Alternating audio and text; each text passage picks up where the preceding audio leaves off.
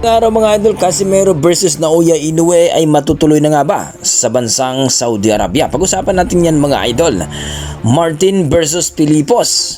Mukhang nangangamoy na. Yan ang ating pag-uusapan mga idol. Pero kung bago naman kayo sa ating YouTube channel, baka pwede makahingi ng isang like, subscribe at pakipindot na rin ang ating notification bell para ma-update kayo sa ating mga bagong video na katulad nito. Well mga idol, kahapon po ay nagkapirmahan na po tinaguriang monster kuno ng Japan na si Naoya Inoue mga idol dito sa promoter ng Saudi Arabia na si Al Arshik mga idol, na kung saan ay 3 billion daw.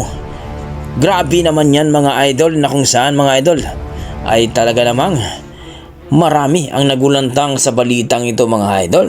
At dito nga parang ambasador na itong si Naoya Inoue. Hindi lang parang kundi ambasador talaga mga idol. Imagine mo, talagang personal na pinuntahan daw itong si Naoya Inoue sa bansang Japan para papirma